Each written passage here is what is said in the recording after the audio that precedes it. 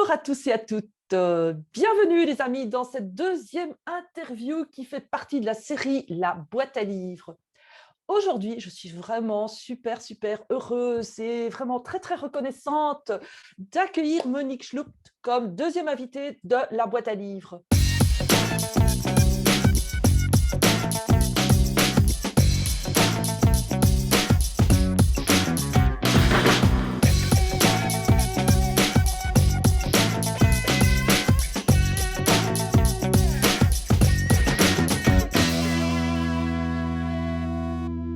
Bonjour, je m'appelle Monique Schlupt, j'habite à Montpellier et je suis maître Reiki enseignant. Je suis aussi à l'origine de la technique Amena qui consiste à pouvoir donner des soins avec mes mains, mais sans toucher le corps de la personne. Et je suis aussi présidente de l'association TESS et du fonds de dotation TESS, qui est une association qui essaye de réunir les techniques énergétiques et la science. Et puis, mis à part ça, je suis aussi maman de 4 enfants et grand-mère de 6 petits-enfants. Voilà. Ouah, quel beau parcours de vie!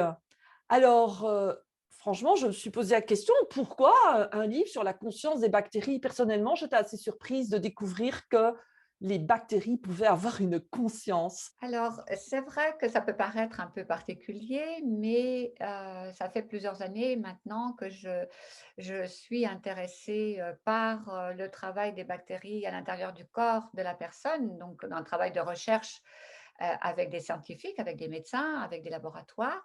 Et comme je suis aussi très intéressée l'infiniment petit, j'allais dire, donc de l'infiniment grand, eh bien, tout ce qui est infiniment petit, m'intrigue et me pousse à aller un petit peu investiguer.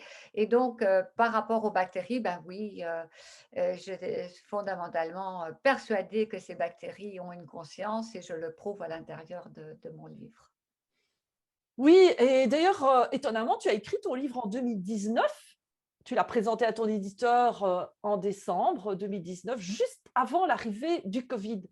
Et finalement, il a été publié en 2021.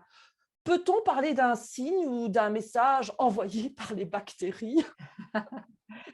Alors, j'ai été vraiment très surprise de voir ce qui se passait en 2020, après avoir écrit mon livre et c'est vrai que, je ne sais pas si, voilà, le les messages étaient envoyés avant, mais en tous les cas, ce que je pouvais, découvrir à travers mes recherches s'applique tout à fait à ce qui se passe avec ce virus et je pense que, quels que soient les virus, on a des messages à comprendre à travers eux, à travers les bactéries, parce qu'il y a aussi des bactéries pathogènes, et que, eh bien, conscience avec un S exprime aussi le fait que l'être humain doit être attentif à tout ce qui est dans l'univers, à la fois dans le petit, l'extrêmement petit et le grand et l'extrêmement grand. As-tu découvert quelque chose de particulier à propos de la conscience des bactéries qui pourrait être utile aux personnes qui ont peur de tomber malades? Ce que j'ai pu, regarder et ce qu'on a pu mettre un petit peu en évidence, c'est que,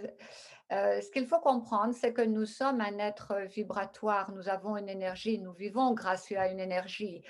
Sans énergie, on n'existe plus sur la terre. L'énergie plus le mouvement fait la création. Donc l'énergie est au départ de toute information.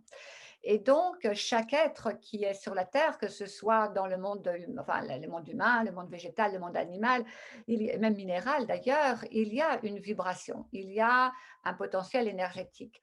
Et chaque personne, chaque être, et tout au moins, bon, on le voit par rapport aux bactéries, parce qu'il y a eu des médecins qui l'ont étudié, eh bien, les bactéries vibrent à un certain niveau et en fonction de ce niveau vibratoire, eh bien, on peut eh bien, être touché par rapport à ces bactéries ou passer à côté. Donc, j'allais dire, plus on va grandir dans sa conscience, plus on va évoluer et moins on a de chances d'être touché par un virus. Voilà. Oui, moi je suis vraiment très impressionnée par tout ce que tu dis à propos de la vibration de l'être humain, la vibration des bactéries. Et ça me fait penser à la théorie de Pythagore et aussi ça me fait penser à ce que fait la NASA aujourd'hui, enfin et déjà depuis des années, c'est d'écouter le son de l'univers, le son émis par les étoiles, et chaque étoile apparemment aurait aussi sa note. Son son, c'est pas spécialement quelque chose toujours de très harmonieux pour notre oreille humaine, mais effectivement, il y a des vibrations, il y a des sons qui se propagent. Et puis, ça me fait penser aussi à la tradition hébraïque qui dit que tout part d'un grand son primordial qui va se diviser dans le son de chaque lettre. Et c'est vrai qu'il y a plein de cultures qui parlent de ces sons, de ces vibrations. Et ça me fait penser aussi à ce dont tu abordes dans ton livre, c'est toute la tradition égyptienne, mais aussi de la médecine chinoise antique, de la médecine indienne, enfin de toutes ces médecines. C'est intéressant parce que en parlant de son, tu parles aussi des intentions, tu parles du sacré, tu parles de la force de la prière. Est-ce que tu pourrais nous en dire un peu plus par rapport à ça? Je crois que ce qui est important, c'est que l'être humain vient sur la Terre pour parfaire son évolution. Et dans l'évolution, il y a évidemment son évolution de conscience. Et dans cette évolution de conscience, il y a la connaissance.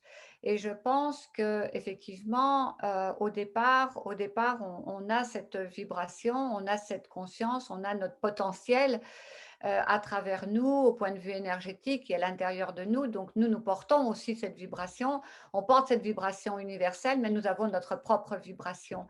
Et dans notre propre vibration, eh bien, nous allons essayer de grandir et d'aller chercher toujours plus, que ce soit, j'allais dire, avec une pleine conscience ou que ce soit de façon inconsciente. Mais l'être humain cherche toujours à s'éveiller, cherche toujours à comprendre pourquoi il est là, etc.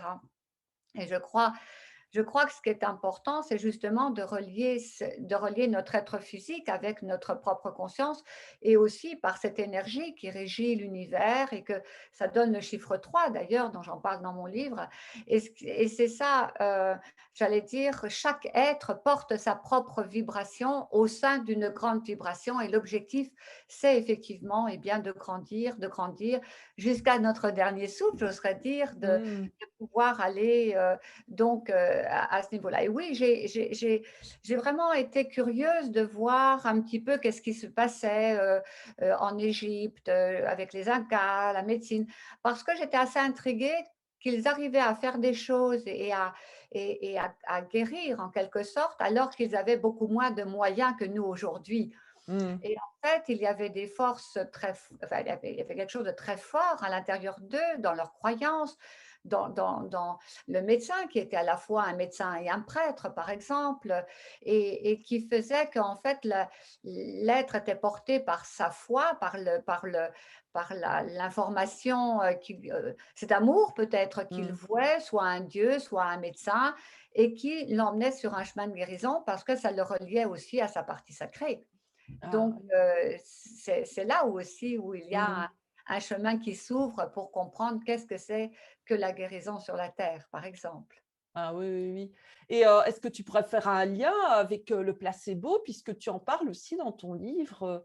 Est-ce que on pourrait dire que la foi du patient dans le remède et dans le médecin ou la personne qui lui a prescrit ou recommandé le traitement va aussi procéder de ce processus qui est connu depuis l'aube des temps?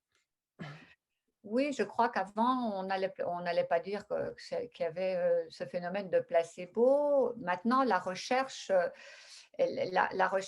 s'oriente vraiment sur ce placebo parce qu'il y a effectivement, scientifiquement, c'est prouvé que le placebo, ça fonctionne. Mmh. Hem, dans mon livre, je parlais de ce placebo parce que ce qui était important pour moi de montrer, c'était surtout qu'on allait se diriger de plus en plus vers une médecine du cœur. Mmh. C'est-à-dire que quand on avait, que je parle de foi profonde, que je parle de l'amour que l'on a pour son médecin ou qu'on a aussi la reconnaissance de son amour pour soi, hein, parce que c'est très Mmh. important, l'amour pour soi, la gratitude pour soi. Eh bien, je pense que quand on réunit tout ça, on est justement dans cette médecine du cœur et que là, quand il n'y a plus de doute, quand tout s'ouvre, la guérison, elle est au rendez-vous. La guérison, c'est quand il y a la reconnexion de soi avec son être profond. Et c'est quand toutes les conditions sont réunies que justement la guérison, elle est là, dans la Mmh. réunion des 2 êtres que nous sommes. Ah oui, une forme d'alignement, quoi. Absolument, Mmh. un alignement avec soi et soi avec son soi, son moi profond ou son soi supérieur comme on veut, mais surtout, dans la compréhension profonde de qui nous sommes et de cette conscience que nous avons à la fois, individuelle et à la fois universelle. Mmh. C'est vraiment passionnant tout cela et d'ailleurs, tu as annoncé ici en début d'interview que tu, fais partie d'une association qui se consacre à la recherche et dans ton livre, tu en parles. D'ailleurs, je voudrais dire à nos amis, internautes que ce livre, bah, ça se lit comme une aventure, du début à la fin, une aventure de sagesse, une aventure de connaissance et que, beh, tu nous tiens en haleine pendant tout, pendant tout le bouquin, donc ça, je trouve ça vraiment excellent. C'est vraiment, c'est un livre qui se lit, presque d'une traite puisque, bah, à chaque chapitre, on a envie de savoir qu'est-ce qui va se passer et franchement, tu nous tiens en haleine aussi avec cette recherche. Qu'est-ce que tu as découvert de particulier, que tu serais prête à partager déjà maintenant dans cette interview? C'était une aventure un peu cette, idée de recherche parce qu'en 2012, je donne un soin à une personne et je m'aperçois que l'information qu'on me donne, elle est pas vraiment pour moi. Je vois comme une énergie, que c'est une personne qui avait la sclérose en plaques et on me montre le trajet de l'énergie, par rapport à la myéline et je me suis dit: «Mais ça, c'est pas franchement que pour moi. Il faut que je partage, il faut que je vois qu'est-ce que je peux en faire» et c'est pour ça qu'après j'ai rencontré des chercheurs, enfin, c'est plutôt des chercheurs qui se sont mis sur ma route, comme par hasard et puis petit à petit et bien, on a mis en place la première recherche que j'ai mise, c'était avec, un professeur, dans un laboratoire recherche pour, voir ce qu'il pouvait se passer au niveau de l'ADN. Donc on a fait un travail, j'ai travaillé sur des cellules souches et on a observé ce qui se passait, dans ces cellules quand elles recevaient en quelque sorte un soin à MENA. Et puis, comme c'était assez compliqué parce que, ben, voilà, une recherche, ça Mmh. coûte cher, que je finançais la recherche et que c'était assez compliqué, on a dû interrompre cette recherche. Peut-être on la reprendra un peu plus tard. Et puis, comme je suis une guerrière et un peu une battante, je voulais pas trop m'en arrêter là. On a essayé de trouver quelque chose qui demandait moins de moyens financiers. On a trouvé effectivement un travail sur le microbiote qui m'a amené justement à ces bactéries, à la compréhension de ces bactéries. Et là où je donnais des soins à des personnes et on étudiait au niveau des prises de sang, analyse de sel, analyse d'urine, voir un petit peu qu'est-ce qui pouvait se passer quand les personnes avaient reçu un soin et si ça modifiait eh bien, le travail des bactéries à l'intérieur des intestins, qu'est-ce qui pouvait faire qu'en fait, eh bien, les personnes allaient mieux après un soin, au niveau du ventre. Donc ça, c'était un travail avec, des chercheurs des médecins à Paris, un laboratoire belge, un laboratoire américain et ben, voilà, nous sommes dans ce parcours actuellement. Donc, Waouh, c'est une très belle aventure. c'est magnifique, oui et je crois vraiment qu'il faut être un peu une guerrière, en Oui. soi pour, tenir bon, dans ce genre, d'aventure et tout cela m'amène, à me poser la question, donc il est possible d'avoir des soins à Ménard, à Montpellier, quelque part ailleurs? Alors, c'est vrai que pour l'instant, bon, il y a des personnes qui sont en formation pour apprendre, les Mmh. les soins MENA. C'est vrai que pour l'instant, pour recevoir ce soin, il va falloir me rencontrer et donc, je suis à Montpellier, comme je l'ai dit tout à l'heure et je viens d'ouvrir un centre à MENA, qui propose différentes choses, mais où on peut recevoir à la fois soit des soins individuels ou même des soins collectifs. Donc, il suffit tout simplement de me contacter. Je peux donner aussi des soins à distance. Mmh. Et puis à ce moment-là, on peut prendre un rendez-vous. Il ne faut pas non plus attendre trop, trop longtemps. Bon, pas demain, mais Oui. c'est quand même relativement assez facile. Et puis ensuite, eh bien, le mouvement se met en place en fonction de la demande de chacun. Ah, c'est génial. Donc, pour, tous les internautes, vous pouvez voir passer ici en dessous le lien pour pouvoir contacter Monique. Et voilà, donc tout doucement, nous arrivons à la fin de cette interview qui était vraiment passionnante. Et donc, qu'aimerais-tu dire à nos auditeurs et nos auditrices pour conclure cette interview? Eh bien, mis à part que je le remercie sincèrement d'être là et de suivre aussi ton travail, ce qui est important, je crois, c'est d'être toujours dans ce mouvement, d'être toujours à la recherche de comment nous sommes créés, qu'est-ce que nous faisons ici. Et mes enseignements, puisque je suis un maître et que j'enseigne, c'est pas aller chercher trop loin, mais de chercher ce qui peut faire que chacun puisse être bien chaque jour. C'est ça le plus important, c'est qu'est-ce Mm. que je peux faire dans ma vie à travers la lecture, à travers des soins, à travers du yoga, à travers du pilates, différentes choses, la méditation, il y a tellement de choses qui sont proposées, mais le faire bien Mm. pour qu'on puisse l'intégrer dans la vie de chaque jour, parce que c'est ça qui compte, c'est être bien et avoir le bien-être et être entouré des siens et de vivre de façon apaisée et tranquille. Je pense que c'est ça le message, être Mm. bien chaque jour. Wow.